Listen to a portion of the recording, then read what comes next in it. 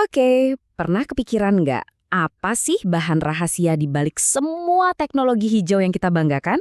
Nah, hari ini kita bakal bongkar ilmu tersembunyi di balik beberapa material paling krusial di planet ini. Coba bayangin deh, dari mobil listrik yang super senyap sampai turbin angin raksasa yang menjulang tinggi, apa sih satu benang merah yang mereka semua butuhkan biar bisa kerja maksimal? Jawabannya ternyata bukan satu material tunggal, tapi sekeluarga unsur yang luar biasa, logam tanah jarang. Dan serius, dapetin unsur-unsur ini tuh salah satu tantangan kimia paling gila di zaman kita. Oke, kita mulai bedah ya. Dari 17 jenis logam tanah jarang, kita bakal fokus ke 3 bintang utamanya nih, yang paling penting buat teknologi modern. Ada neodymium, biasa disingkat Nd, dysprosium atau Dy, dan terbium alias Tb. Nah, yang unik, unsur-unsur ini sebenarnya nggak jarang-jarang amat kok di kerak bumi. Masalah utamanya itu di proses pemurniannya. Kenapa ini penting banget? Karena merekalah otaknya, sumber kekuatan di balik magnet paling kuat yang pernah dibuat manusia. Magnet neodymium, besi, dan boron.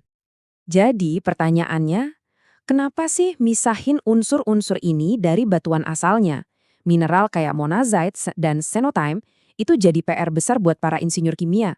Susahnya di mana? Nah, ini dia biang keladinya. Secara kimia, mereka itu kembar identik. Susah banget dibedahin. Gini deh, bayangin ya.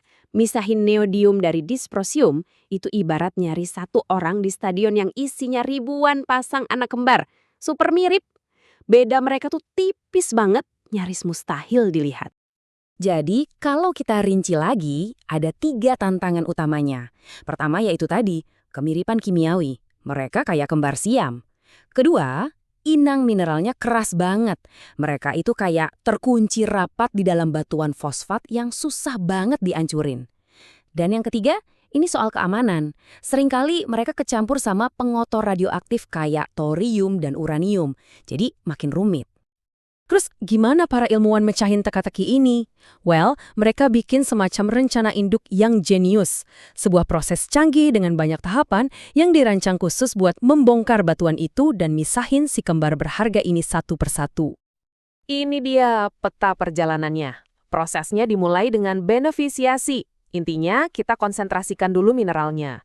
Terus, lanjut ke perengkahan. Batunya dihancurin pakai asam kuat. Tapi, puncaknya, acara utamanya ada di langkah ketiga, ekstraksi pelarut. Nah, disinilah keajaiban sesungguhnya terjadi, di mana pemisahan yang super rumit itu dilakuin. Nah, di tahap ini, kita kenalan sama para pahlawannya nih.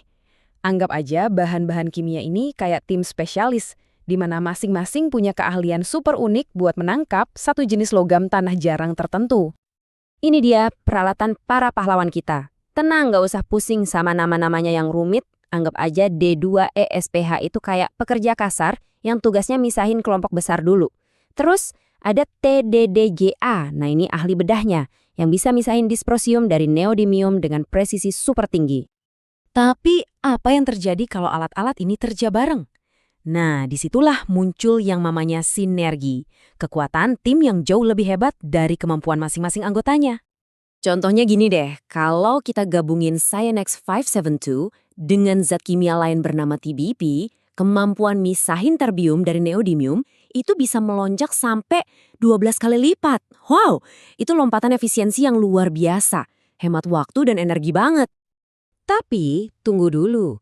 Tantangannya bukan cuma soal misahin mereka aja. Ada satu hal lagi yang super penting. Gimana caranya melakukan semua ini secara berkelanjutan. Jadi, inovasi ke depan itu bukan cuma soal efisiensi, tapi juga soal ngecilin dampak lingkungannya.